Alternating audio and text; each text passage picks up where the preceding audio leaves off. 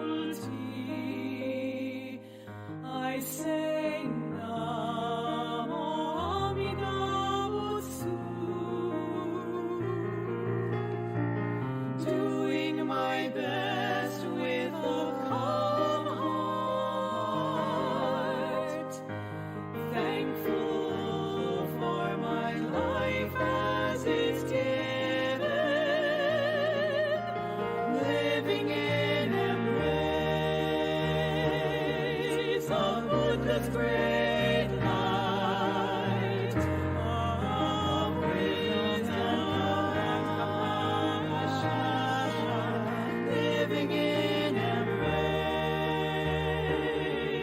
of Buddha's great light of wisdom and compassion.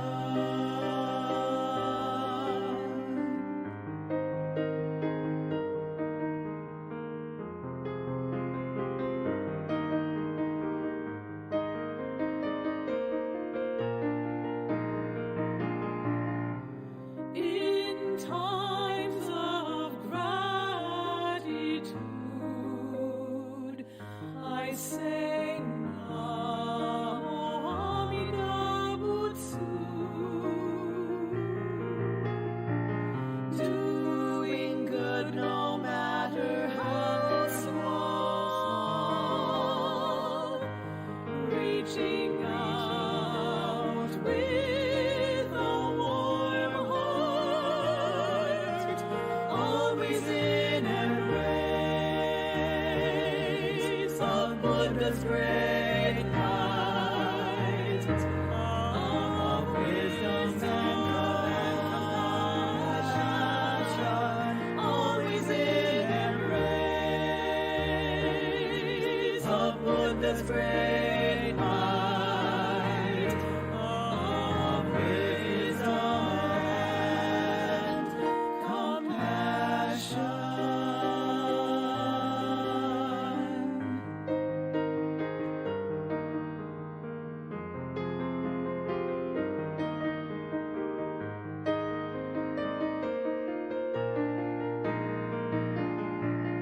With hands of heart in Gasho, I say Namo Amida Butsu, spreading spirit of living with brave hearts, spreading spirit of caring, helping others, Buddha's great light shines into all hearts. Namo Amida Butsu, Buddha's great light shines into all hearts. Namo Amida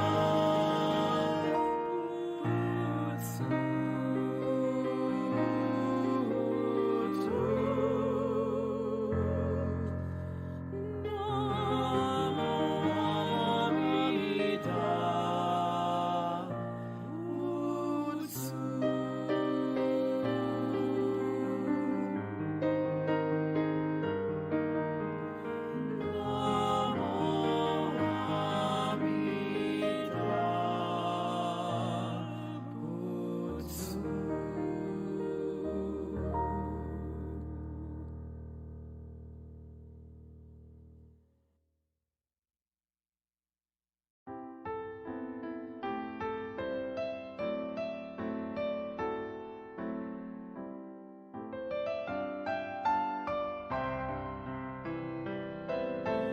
When my heart is touched by kindness, how my being fills with joy I wish to share.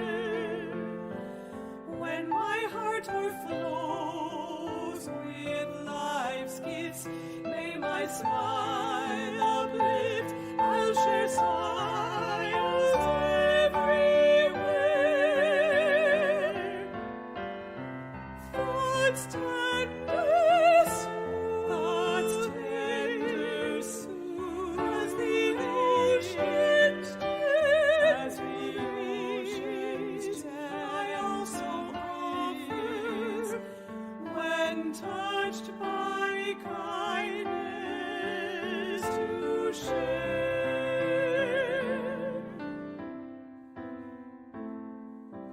When pretty sad.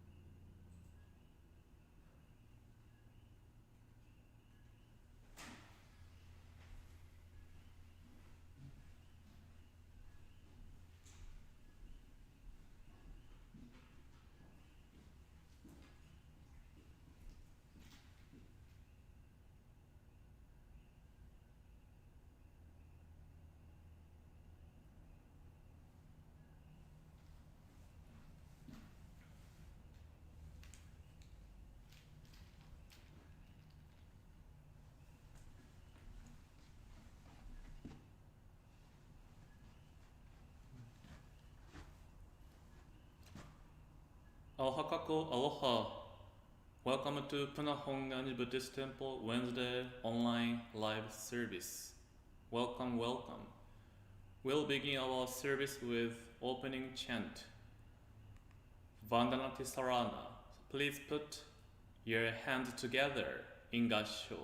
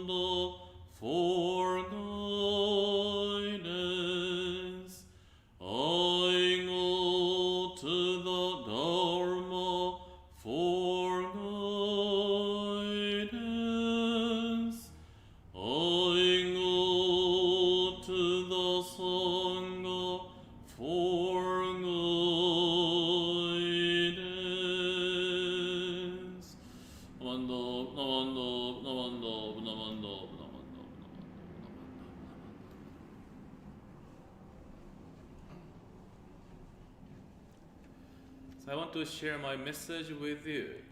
So today's my message title is 1 plus 1 equals question. 1 plus 1. So in the beginning, what do you think the answer is? 1 plus 1. 1 plus 1. Maybe of course, yeah, 1 plus 1 equals. Maybe if you can you make a comment on your answer? 1 plus 1 equals. So if you can make a comment, your answer. Maybe let's do for 40 seconds. If you can type your answer, 1 plus 1 equals, start.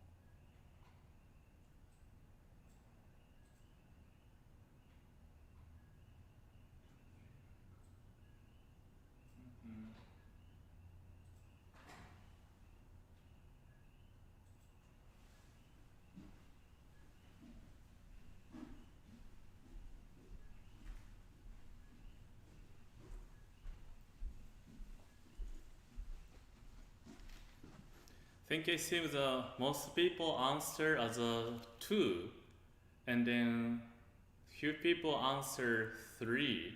Yeah. But of course, 1 plus 1 equals 2, yeah.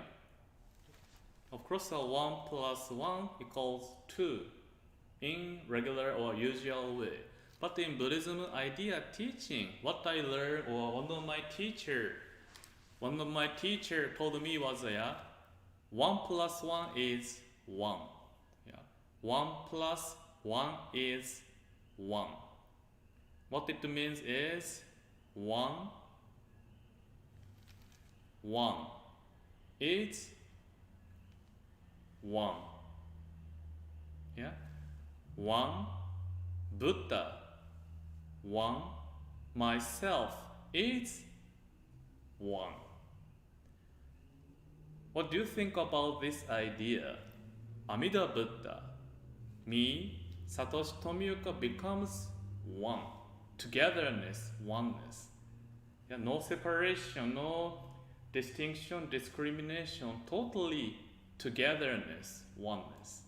So again, 1 plus 1 equals 1. So today I want to share and then enjoy this joy of oneness or togetherness.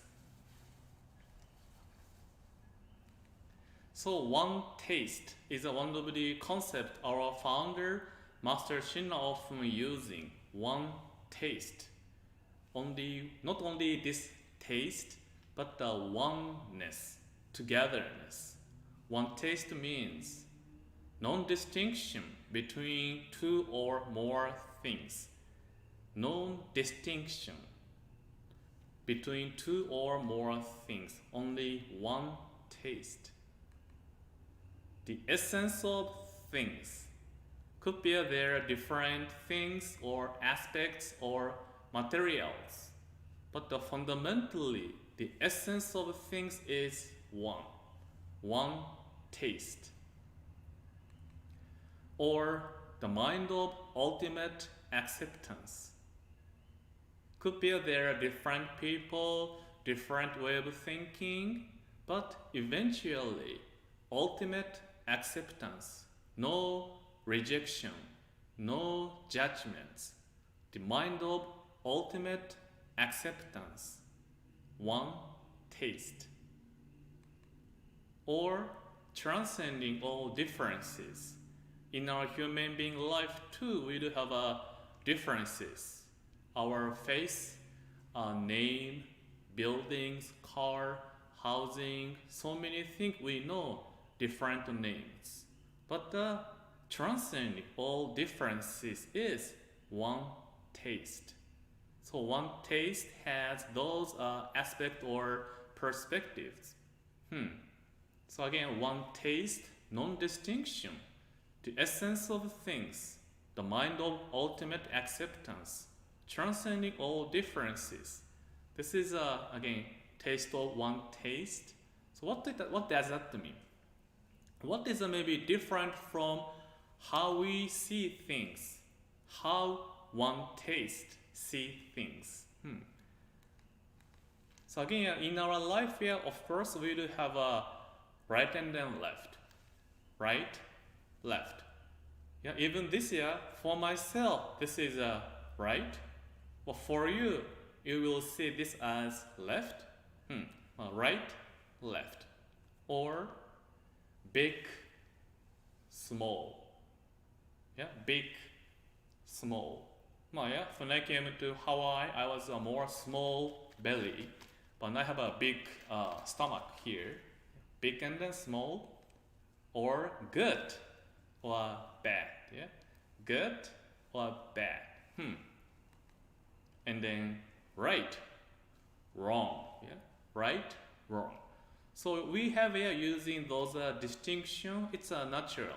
We are using for our any kind of situation. We'd have a right and then left, big or small, good and then bad, right and then wrong. It could be we can find out more of those words and then description to compare things. Yeah, and then we learn one taste. One taste means those concepts if we use the wording transcending, yeah, one taste, transcending those distinctions, or ultimate acceptance things, or we can find one essence in those distinctions. But the one taste is transcend those distinctions. Then it could be we may think, so am I saying, is there anything wrong about having a distinction like a right and then left, big and then small? Something wrong? Nothing wrong. Until or if we don't have this taste, instead of one taste, if we have my taste, and then if we begin to put too much our interpretation, idea, if we begin to insist, this is right, this is how I learn things from my teacher, and then I don't want to change it, or this is good, this is right, well, you are bad, wrong. How do we decide what is good or bad, big and small? Is based on my taste, yeah. So even just as a physical taste, yeah, each person has their own unique taste, yeah, different, yeah. What I enjoy, oh, this is so good taste, does not mean my wife, she also enjoys. We have a different taste. Nothing wrong, yeah, with it. However, if I begin to insist, when I taste something, this is so honor. If I begin to tell my wife, you shouldn't eat that, you should eat this, because this is good and then right. Yours is a bad choice. Is that a healthy relationship? So again, Buddhism is a one taste, transcending all judgmental mind. But what I have is my taste. So even about this big and then small, one of my senior ministers, he shared one story. So there is one minister, and he has a temple. And for his temple, every Sunday, the children coming to Dharma school. So yeah, as he seeing so many children coming to the temple, so inside of the temple, there are so many Dharma school students. And then by seeing the students and seeing his temple, he began to sigh. Yeah, looking at the temple, he is saying, yeah, I feel so sad. How come my temple is so small? If I have a big temple, more children can come and we can really enjoy together. But because my temple is so tiny, so small, we cannot accommodate not so many students. How come my temple so small? And then a few months later, the summer season has come, and at his temple, finally, they made a decision. It has been so hot. So I think this year, we get to install the AC, air conditioners. So the temple board had a discussion, and then the company came to check how many AC they needed to install. And then the company submit the estimate. The minister was really shocked. It is so expensive. What? 6 ACs, air conditioners? Wow, so expensive. And the minister looking at the estimate, now looking at his temple, and then he said, how come my temple is so big? If my temple is smaller, I don't have to install 6 ACs. Maybe only 3 is enough. But my temple is so big. Cannot help. 6 ACs. How come my temple is so big? So you get the point, yeah? Same building, same temple. One time the minister said, I wish my temple were small. Well, other is, I wish My temple were big. Yeah, big and then small, changing depending on his situation, convenience. Yeah. So in this way, don't you think if we think about any situation when we say, oh, this is a good, bad, right and then wrong, don't you think there's always we have my taste? So this is the meaning of my mind. Distinction, discriminative mind, I do have it. And by having this mind, I'm the one who are going through difficulties caused by this my distinctive mind. So our founder, Master Shinran said, when ignorant and wise, even grave offenders and slanderers of the Dharma, all alike turn and enter Shinjin. They are like waters that, on entering the ocean, become one in taste with it. So again, Master Shinran said, when ignorant and then wise, yeah, person who is having ignorant, full of desires, or wise person, so smart, so intelligent, so like a person who can practice Buddhism teaching perfectly, or even grave, not grieve, grave offenders and then slanderers of the Dharma. Those people who didn't listen to Dharma or deny the teaching, even though whoever they are, once they turn and then enter Shinjin, those people, once they encounter Amida Buddha's compassion, wisdom, then they are like waters that, on entering the ocean, become one in taste with it. So we can imagine like this way. Again, ocean is a metaphor. In this way, ocean means enlightenment, Buddha's enlightenment. So those people, ignorant, wise, grave offenders, slander, whoever they are like water. You can see like a river, water. Yeah? River is so different. Some river can be so pure, so fast, so slow, or wide, narrow, or different there. Once this river flows into ocean, it becomes one in taste with ocean.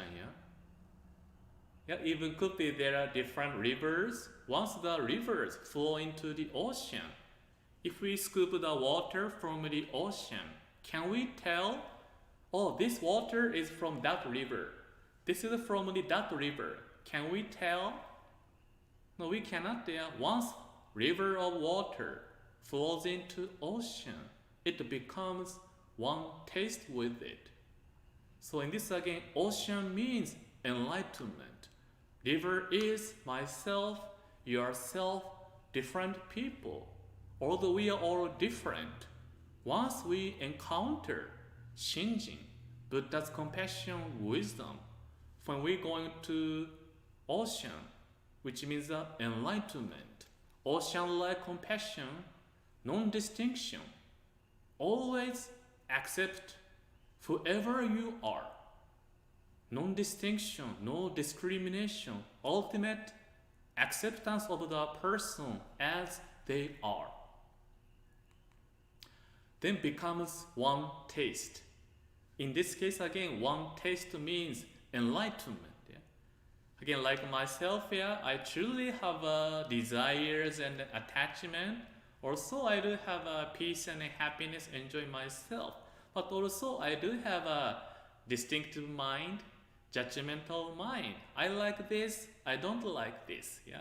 By having a judgmental mind, I'm the one who are creating difficulties between people, my friends, members, and community people. So I do have such desires. Yeah? But such as me, Buddha never make a discrimination. Buddha never tells me, oh, you are such a bad person, I cannot save you. Or you are a pure person, I can save you. Yeah? Buddha never said in that way. What Buddha's compassion does is like an ocean, truly accepting the people as they are. Then once when I encounter Buddha's compassion wisdom, I'll be assured. When I take my last breath, my all this desire attachment becomes one in taste with Buddha's enlightenment. So all my, I may call it gas, greed, anger, stupidity, ignorance, all my attachment will be transformed into the enlightenment. Like a river falls into ocean, becomes one with the ocean. Same way, every my suffering, concern, worries, everything will be transformed into the virtue of Buddha's ocean. And then one taste with enlightenment. That is the meaning of to become a Buddha, to attain enlightenment.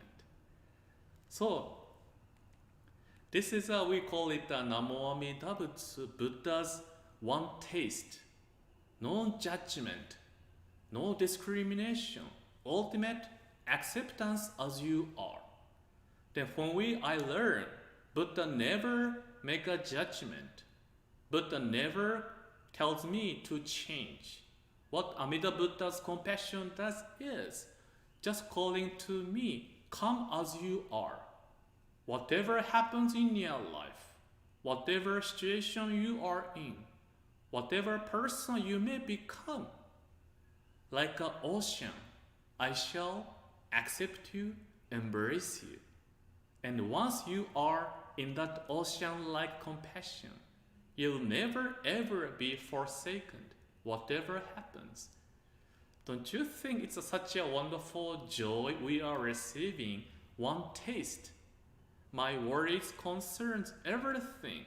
Once we encounter this Buddha's ocean-like compassion, everything will become one taste with this Buddha's enlightenment, which is Namo Amida Butsu.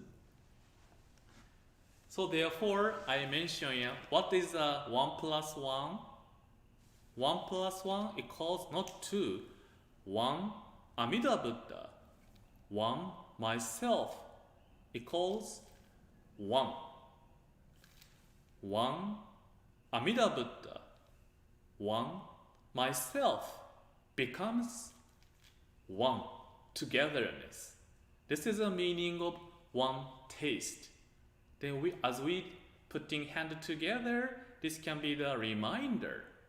That's right, whatever happens in my life, this Buddha's compassion and wisdom like an ocean-like, always with me, loves me, thinking of me. This is a meaning of one taste, ultimate acceptance. As a final conclusion, please put your hand together, feeling this oneness. Let me share words of Master Shinran again. When ignorant and wise, even grave offenders and slanderers of the Dharma, all alike turn and enter Shinjin. They are like waters that, on entering the ocean, become one with taste with it. Namo Amida Butsu, Namo Amida Butsu, Namo Amida Butsu, Namo Amida Butsu.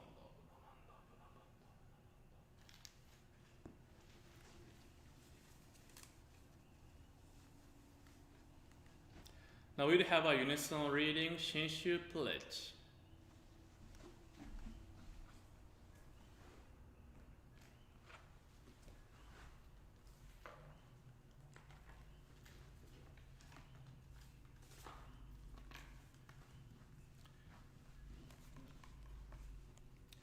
Shinshu Pledge 2.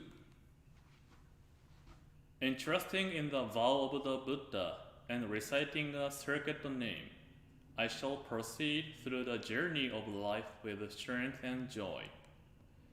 Revering the light of the Buddha and reflecting upon my imperfect self, I shall strive to live a life of gratitude. Following the teachings of the Buddha and discerning the right path, I shall spread the true Dharma. Rejoicing in the compassion of the Buddha, respecting and aiding others, I shall do my best to work towards the welfare of society. Namo Amida Butsu, Namo Amida Butsu, Namo Amida Butsu, Namo Amida Butsu. Now we do have a chanting of the name Butsu. Again, please put your hands together in Gassho.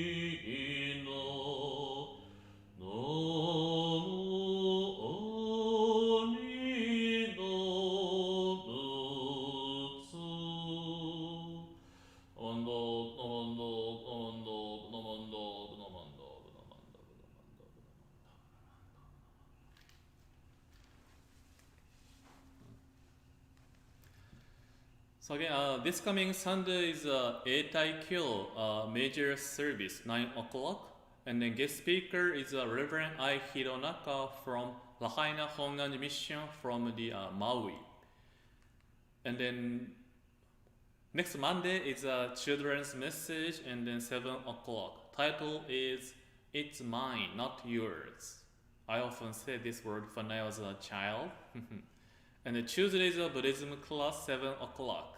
We are learning about impermanence. Everything is changing. So these are available on online, Facebook, and then YouTube. So if you have not yet done, please subscribe our Facebook channel and then YouTube, so that you can receive the new video and information. And the next Wednesday, 7 o'clock is again this service. The title is Am I Happy? Am I Happy? And just today again some question corners. So we learned about again flowers, candle, incense. So today we want to learn about the altar. So again, as you can see, altar is a expression or manifestation of the Amida Buddha's pure land, Amida Buddha's land.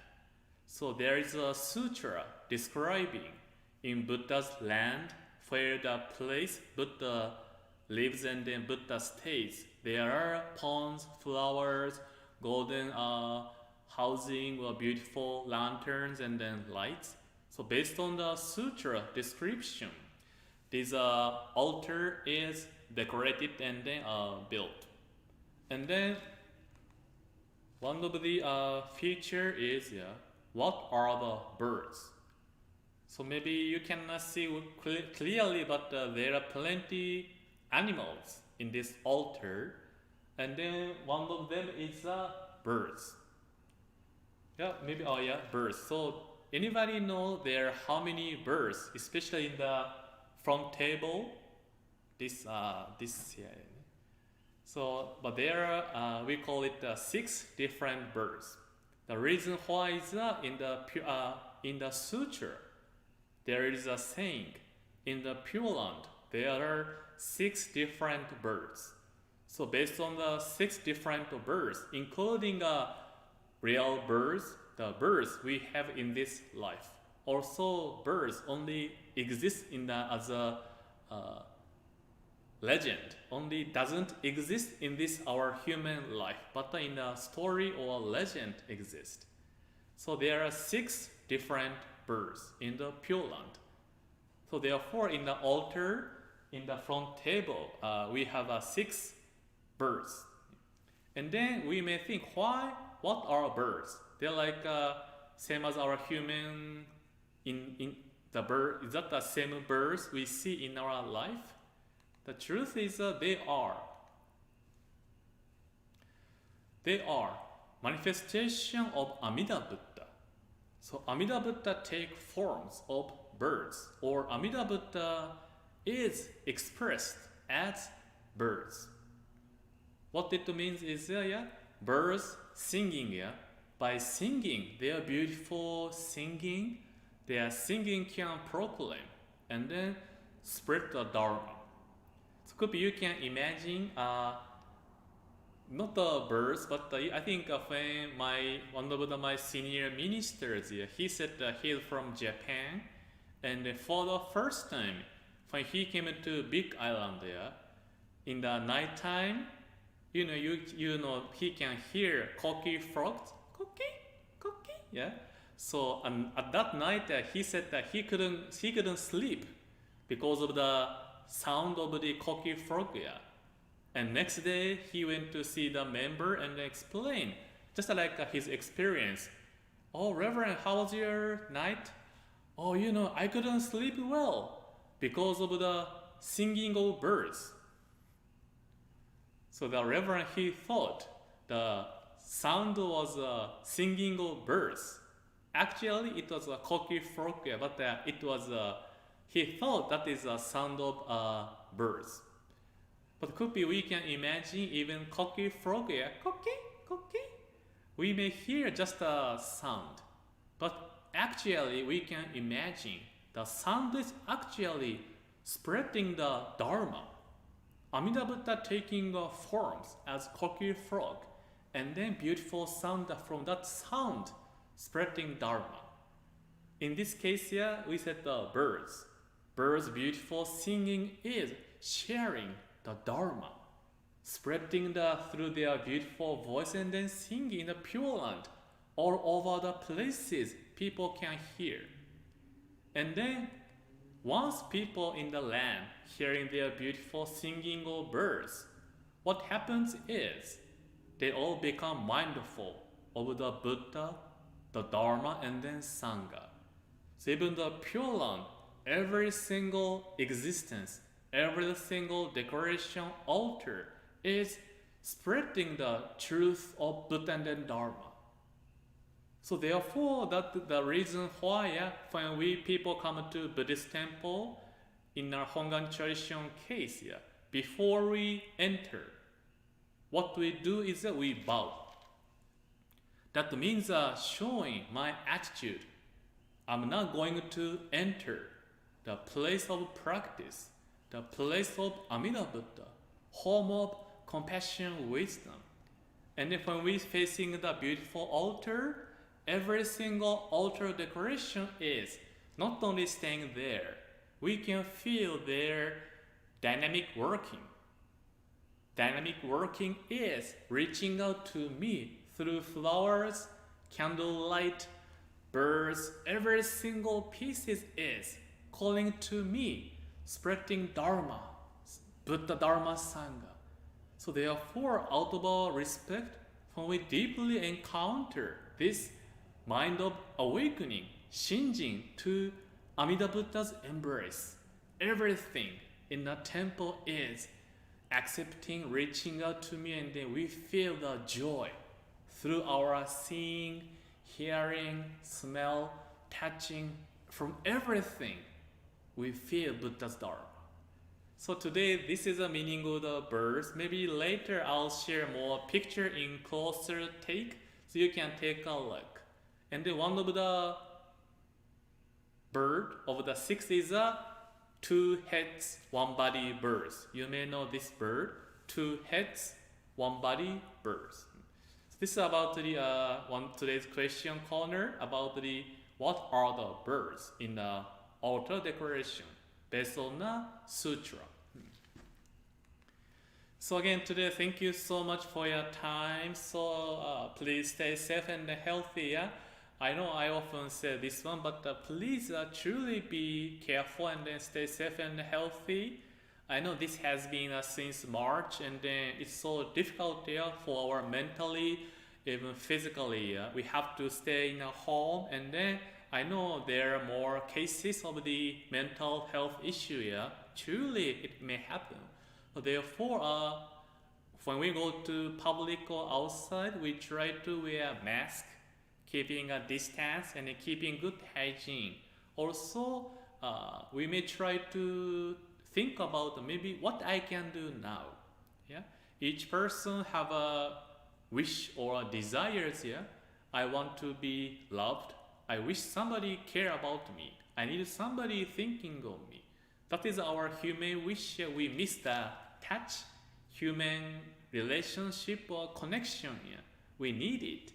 But if I have such a desire, wish, I wish somebody thinking of me.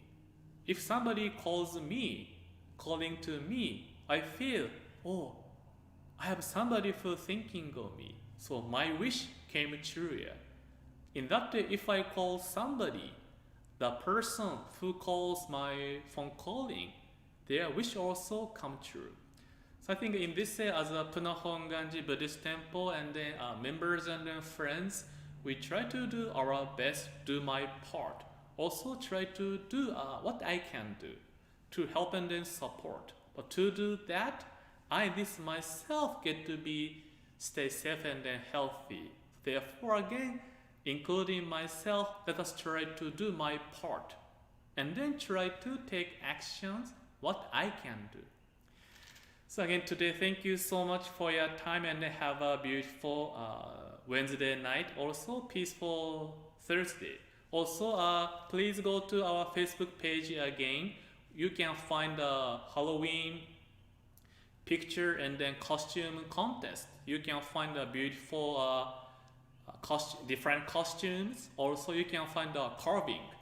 People carving a pumpkin or fruits. It's so amazing. So please go to our Facebook page, and then if you find your picture you really like, you can vote by like.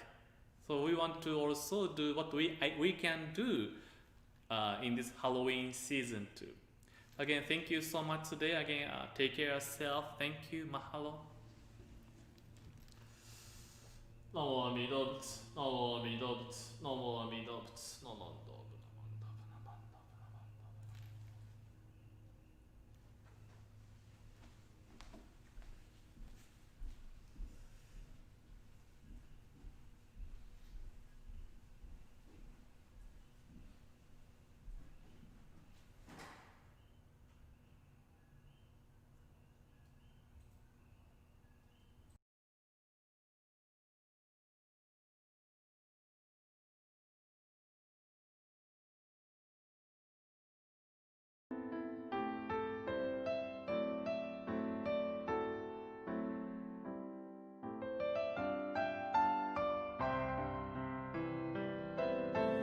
When my heart is touched by kindness, how my being fills with joy I wish to share. When my heart overflows with life's gifts, may my smile uplift. I'll share smiles everywhere. Thoughts tender soon as the ocean's depths,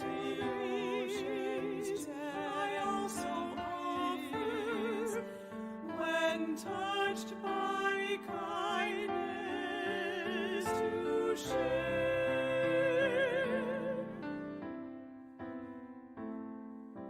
When my heart is sad in loneliness, may I reach out to one whose heart may feel so too. Cherishing the time we warmly talk, may the path we walk lead to friendship ever true. I'll link bright as breeze on its flames, a sweet remaining